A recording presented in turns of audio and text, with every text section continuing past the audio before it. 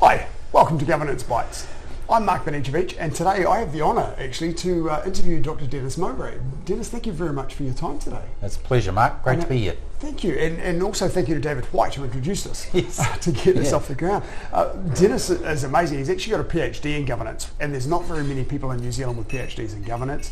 He's done some teaching in governance at AUT.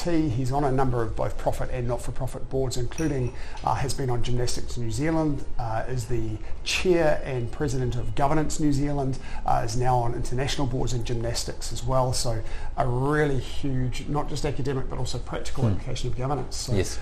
Thank you very much for your time. Absolute pleasure. Wonderful. We're going to talk a little bit first up around the professionalism of governance and of directors themselves, because there are a lot of people out there that say, I'm a professional director, but unlike accountancy and law, there's no real pathway to say this is what a professional director is and this is what there isn't, right? So on that basis, then, what actually is a profession? Well, a profession, when people talk about being a professional director, for example, my question is, well, how do you justify calling yourself a professional director? So a lot of people use the word professional to denote that they don't do anything else. Right. So professional to them is that they are full-time doing a role. Whereas really professional is, I always look at professional as more like the disciplines such as engineering, doctors, dentistry, all of those land surveyors, etc., all of those sectors that have a process for being described as a professional and a method by which they can decide and govern those that call themselves professional. And that's normally done via being a chartered accountant, chartered engineer, qualified in some way, and they are also responsible to a regulatory body of some form. So engineers are responsible to the Chartered Engineers or the Engineers Association. Even our plumbers, gas fitters and drain layers have a regulatory body to whom they're answerable. So if a customer is unhappy with their performance, they can not only complain to them obviously, but they can also complain to the regulatory body, and they are accountable to that. They also have to, professional bodies also require continuing CPD or continual professional development, and that is something that I believe that directors are wholly inadequately served by at the moment. So continuing professional development for directors is in most cases poor, in some cases very poor, and in the majority of cases almost non-existent.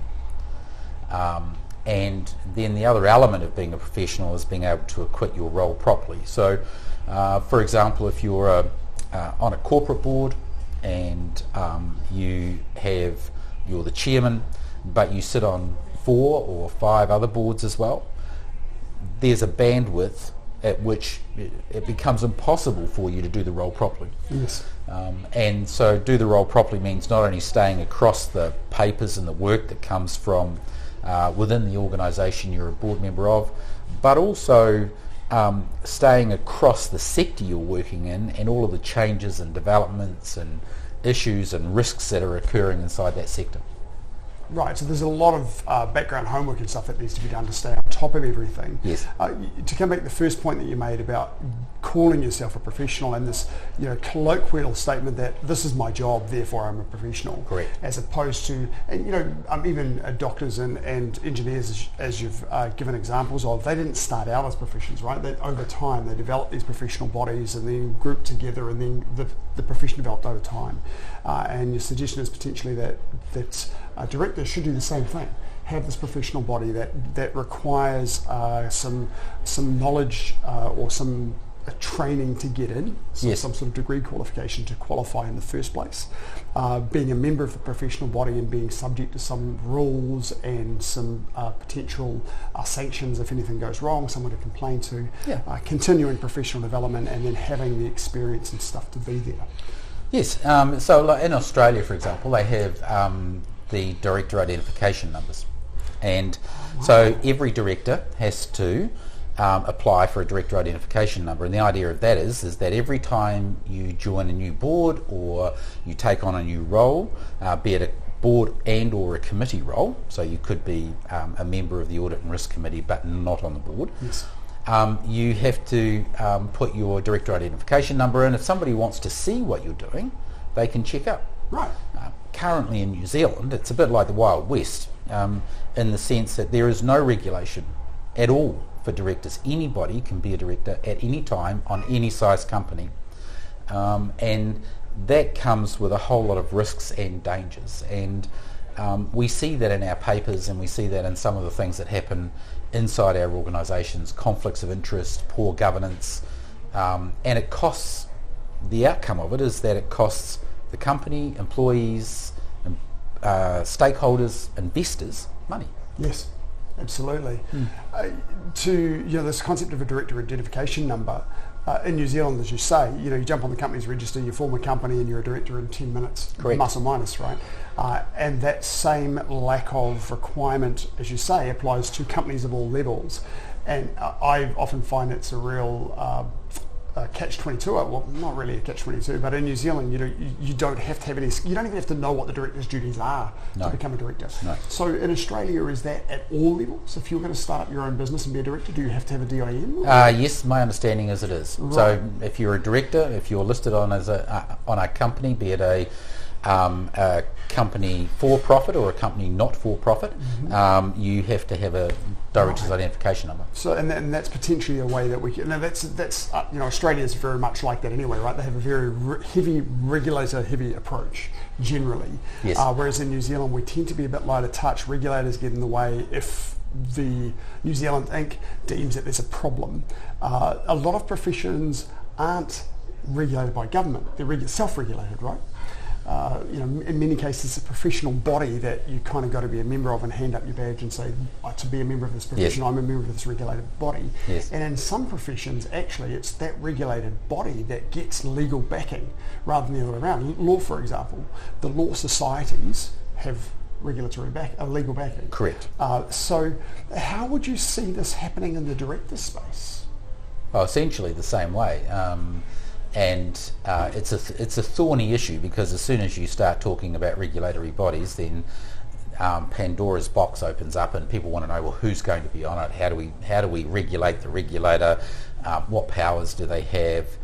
All of those sorts of things. And I think as a starting point, we should do 2 or 3 things. One is we should have a director identification number, so that if I want to look at you and all of the directorships that you are involved in, so I may be thinking about asking you to join my board, and I want to see the breadth of your commitments already, and I want to understand the companies that you're involved in and whether there's any risk involved for me in engaging you.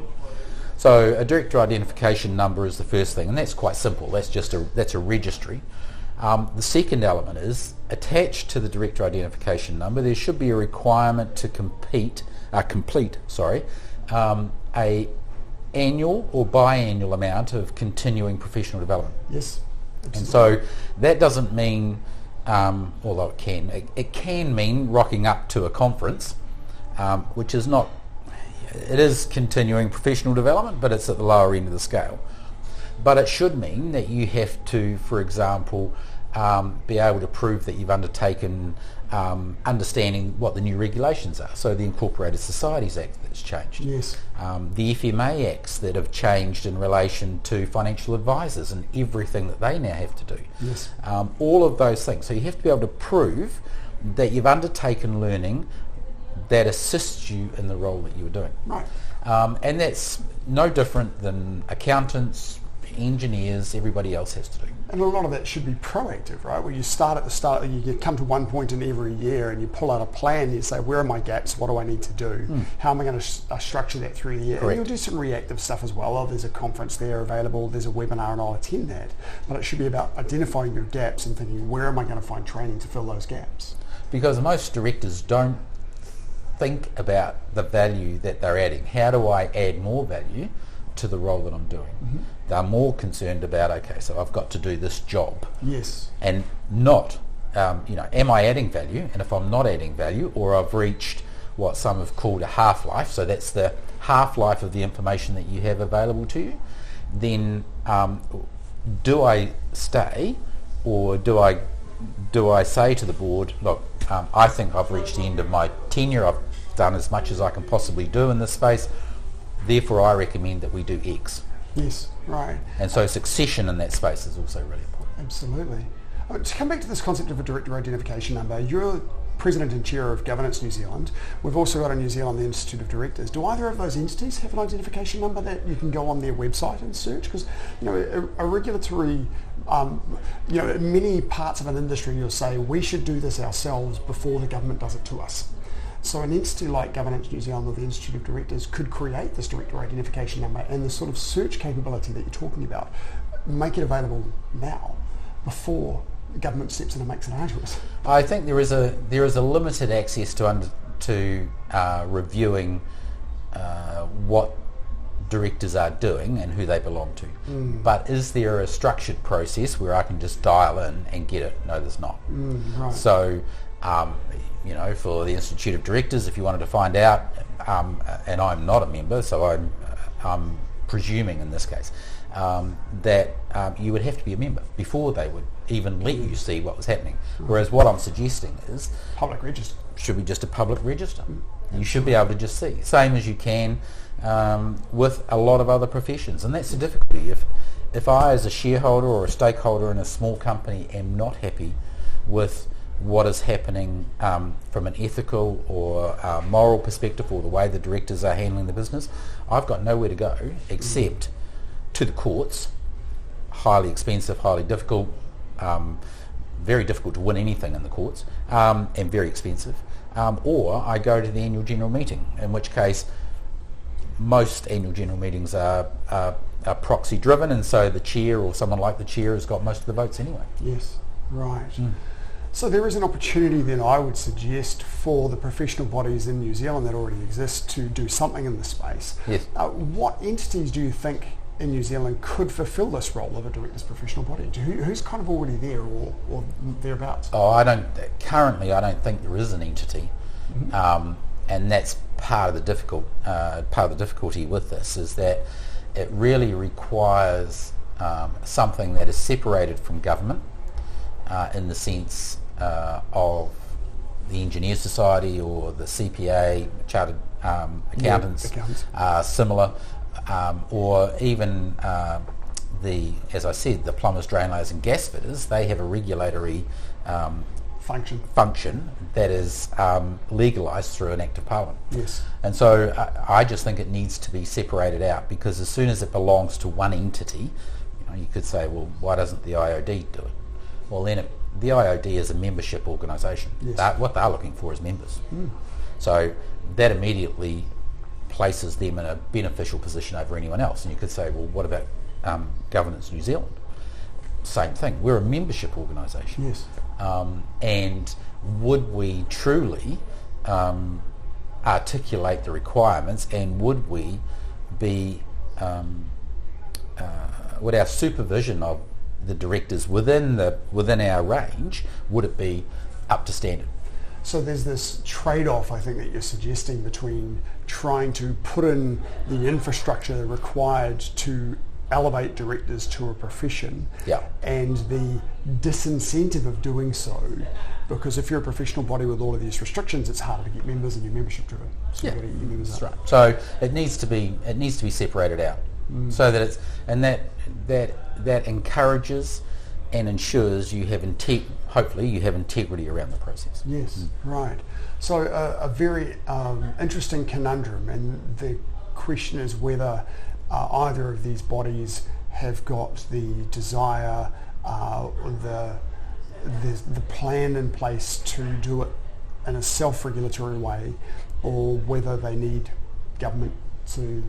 Well, the other thing is, it's not. I mean, either of those organisations or any other organisation, for example, could set up a directors' identification number service. Yes. Yes. But what inspires or what draws a director, what's the value? You, to go and put my name in there? Well, there's nothing, is there? Actually, I read a paper that you wrote that you put me onto around this concept of directors as a profession, and one of the other things you talked about as being a qualification was experience. and you talked about how you would measure performance, measure experience. And you talked about boards doing a biannual performance review, which some boards will and some boards won't. Yes. So that if someone is applying for a directorship, together with this concept of a registry and a director's identification number to find out what boards they're currently on, what their bandwidth is like, what they've done in the past, also getting some sort of feedback of what the experience is. Can you talk a little bit about how this concept of experience and evaluating a director's experience would work? Well, I think that is far more difficult than the first elements around CPD and director identification numbers, because boards as a general rule are very closed in the way that they approach performance reviews. They are the only part of an organisation that is closed when it comes to performance reviews. A CEO is reviewed on a biannual or annual basis. Their review is open to almost anyone that is involved in the process. All of the board members will see it. Everybody will see it. A board performance review is far more closed. So very rarely would the executives see the outcome. Often the executives, for example, are not even involved in a board review process. And yet, in reality, they are the best place to judge the performance of a board, because they are the ones that are most affected by the outcomes of the board's performance. Right. Directly and indirectly through the decisions they make in the company and so on and so forth. So understanding director performance is really important, and you can do that in a generalised way. If an organisation has a biannual review and the review is structured, then what can be driven out of that review is a synopsis that says the board review was completed, there were no major issues found, identified a lack of CPD training, correction steps have been taken, and we've recognised that some of our directors are overboarded, for example. Right. And so you go, okay, they're being proactive. They're recognising that they have a role to the business and their role as a director, and so therefore you can look at that board from an external perspective and say, okay, those directors are clearly in tune with what their role is and how they are meant to perform it within an organisation, rather than having the situation of board review was done, everything was great. Yes, and often at the moment, if a board does those kinds of reviews, they're often done through an external consultant, right, where they'll come in and run the review. Correct. The review would go back to the board itself, go to the chair, and they kind of discuss it internally and then get on with their lives, right? So reviews are something that I have a strong view on, and that is that most reviews are compliance driven. So they are driven around, are you compliant with NZX rules or whatever the rules, company rules? Are we following policy? Are we doing X? Are we doing Y? Rather than understanding the difference that the board is making to the organisation. Performance driven. So performance driven. So when you review a CEO, you review the CEO against the performance of the organisation and against the outcomes achieved, against KPIs or whatever that might happen to be. Most board reviews don't review the performance of the board against the organisation in any meaningful way. They certainly, most reviews do not include the executive, as I've said. Yes. So therefore they're not getting an input from an external view, it's only an internal view. Yes. And directors as a general rule are not comfortable being critical of another director. Because they may need, and this comes back to the process of selection, they may need that director to get them another role, or they may be angling for a role from that director. So the last thing they want to do is put that director on the spot and say, well, look, Tom or Mary does not do their job properly. They're not well prepared, or whatever it might have to be. I feel like I could continue this conversation for an hour or two, but I don't want to keep you that long. So that's fine.